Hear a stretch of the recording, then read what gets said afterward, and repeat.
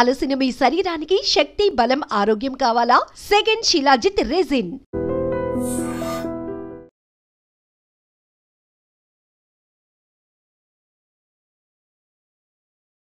దేశంలో కరోనా కేసులు రోజురోజుకి పెరుగుతున్నాయి. తాజాగా 300 మందికి కరోనా పాజిటివ్ నిర్ధారణ కావడంతో యాక్టివ్ కేసుల సంఖ్య 4000కు పైగా చేరుకుంది. కరోనా మరణాల సంఖ్య 7కు చేరుకోవటం కూడా ఇప్పుడు ప్రతి ఒక్కరిని ఆవేదనకు, ఆందోళనకు గురి చేస్తున్నటువంటి అంశం.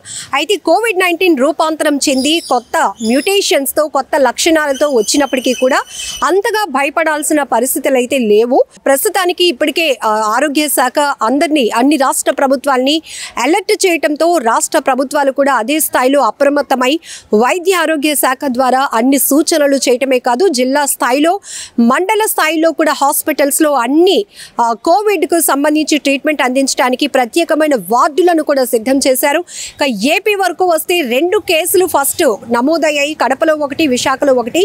విశాఖలో ఫస్ట్ కేసు మహిళకు కరోనా పాజిటివ్ నిర్ధారణ కావడంతో ఆమెకి ప్రాపర్ ట్రీట్మెంట్ అందించారు. తర్వాత కుటుంబ సభ్యులు కూడా టెస్టులు చేసినప్పటికీ కూడా వాళ్ళెవరికి కూడా పాజిటివ్ నిర్ధారణ కాకపోవడంతో అంతా ఊపిరి పీల్చుకున్నారు. ఇప్పుడు సర్జరీ అంటే న్యూరో సర్జరీ విభాగంలో ఉన్నటువంటి 14 ఏళ్ల అమ్మాయికి కరోనా పాజిటివ్ నిర్ధారణ వచ్చింది. అంటే అమ్మాయికి ఆపరేషన్ టైంలో ఫీవర్ రావడంతో టెస్ట్ చేస్తే పాజిటివ్ వచ్చినట్లు తెలుస్తోంది. అయితే కేజీహెచ్లో స్పెషల్ వార్డులో అమ్మాయికి అయితే కోవిడ్-19కు సంబంధించినటువంటి ట్రీట్మెంట్ కూడా అందిస్తున్నారు వైద్య అధికారులు. ఇప్పటికే విమ్స్లో 20 పడకల కోవిడ్ వార్డును కూడా సిద్ధం చేసిన విషయం మీ అందరికీ తెలిసిందే.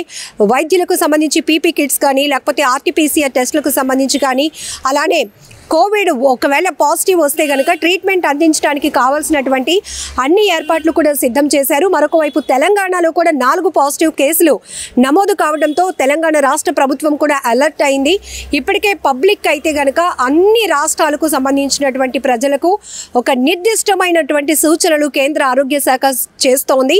ఫస్ట్ మాస్క్ అనేది ఖచ్చితంగా పెట్టుకోవాల్సిందే. ఎందుకంటే ఒకరి నుంచి ఒకరికి ఈ మ్యూటెంట్ ఎలాంటి డేంజరస్ కాకపోయినప్పటికీ కూడా ఒకరి నుంచి ఒకరికి వ్యాప్తి చెందటానికి ఎక్కువగా అవకాశం ఉంటుంది కాబట్టి మాస్క్ ఖచ్చితంగా పెట్టుకోవాలి. ప్రతి ఒక్కరూ శుభ్రత పాటించాలి, హైజీన్గా ఉండటం అలవాటు చేసుకోవాలి.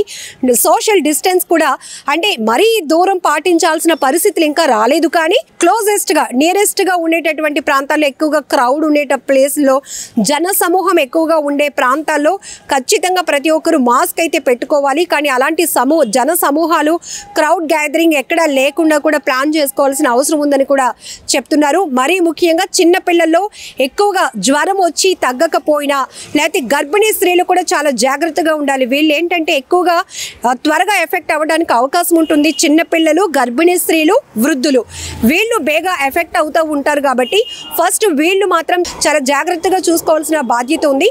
సో నార్మల్గా సీజనల్ ఫీవర్స్కి, కోవిడ్-19 లక్షణాలతో ఉన్నటువంటి ఫీవర్కి కూడా చాలా వేరియేషన్స్ ఉంటాయి. ఒకవేళ ఫీవర్ వచ్చినా దానికి మెడికేషన్ తీసుకుంటున్నా తగ్గకపోతే ఇమీడియట్గా మీరు ఎలాంటి ప్యానిక్కి గురవ్వకుండా లోకల్గా ఉన్నటువంటి కోవిడ్ వార్డులు ఏవైతే ఉన్నాయో ప్రత్యేకమైన ప్రభుత్వ హాస్పిటల్స్కి వెళ్ళి మీరు అక్కడ టెస్ట్ చేసుకుంటే ఒకవేళ పాజిటివ్ నిర్ధారణ అయితే కనుక హోమ్ ఐసోలేషన్ కానీ, లేకపోతే హాస్పిటల్లో ప్రత్యేకమైన వార్డులు సిద్ధపరిచినటువంటి వార్డ్స్లో మీరు ట్రీట్మెంట్ తీసుకోవచ్చు. అలాగే అవసరం అనుకుంటే ఫ్యామిలీ మెంబర్స్కి కూడా టెస్టులు చేయడానికి అన్ని రకాల ఏర్పాట్లు చేశామని కూడా జిల్లా వైద్య ఆరోగ్య శాఖ అధికారులు చెప్తూ ఉన్నారు.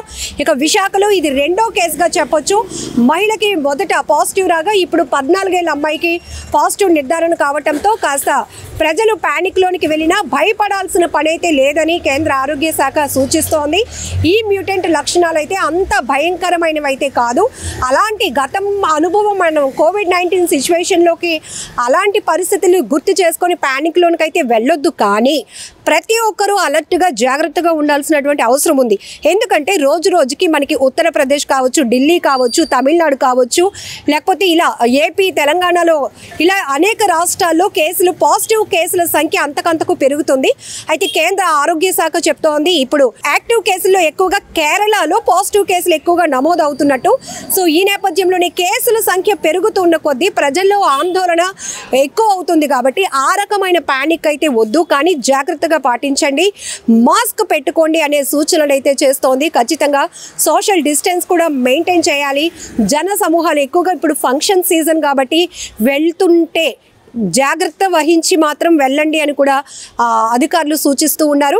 విశాఖలో అయితే విమ్స్ లో 20 పడకల ప్రత్యేక కోవిడ్ వార్డు సిద్ధంగా ఉంది. మరొక వైపు KGH లో కూడా ప్రత్యేకంగా అధికారులు అన్ని ఏర్పాట్లు చేశారు. ఒకవేళ పాజిటివ్ కేసులు నమోదైతే గనక ప్రాపర్ గా ట్రీట్మెంట్ చేయడానికి, టెస్టులు చేయడానికి కూడా అన్ని ఏర్పాట్లు చేశామని కూడా చెప్తా ఉన్నారు. ఏదేమైనా చాప కింద నీరులా విస్తరిస్తున్నటువంటి కరోనా కేసుల విషయంలో మనం చాలా జాగ్రత్తగా ఉండాల్సిన అవసరం ఉంది. ముఖ్యంగా ఇది చాలా ఎండాకాలం కాబట్టి విపరీతమైన వేడికి జ్వరము కూడా వస్తూ ఉంటుంది. ఈ లక్షణాల వల్ల కూడా ఇమీడియట్ గా మీరైతే పానిక్ అవ్వద్దు. ఒకవేళ ఫీవర్ లక్షణాలు ఇంకా దాంతో పాటు ఇతర లక్షణాలు ఏవైనా కాళ్ళు చేతులు విపరీతంగా పేకడం కానీ, లేకపోతే మైగ్రేన్ హెడేక్ లాగా, అంటే మైగ్రేన్ ఉన్న వాళ్ళలో సపరేట్, కానీ అసలు హెడేక్ కూడా రాని వాళ్ళలో జ్వరంతో పాటు తలనొప్పి విపరీతంగా ఉన్న, వాంతులు విరోచనాలు ఇలాంటి సిమ్టమ్స్ ఏవైనా ఉంటే గనక ఇమీడియట్ గా మీరు అలర్ట్ అవ్వండి అని వైద్య ఆరోగ్య శాఖ అధికారులు అయితే చెప్తా ఉన్నారు.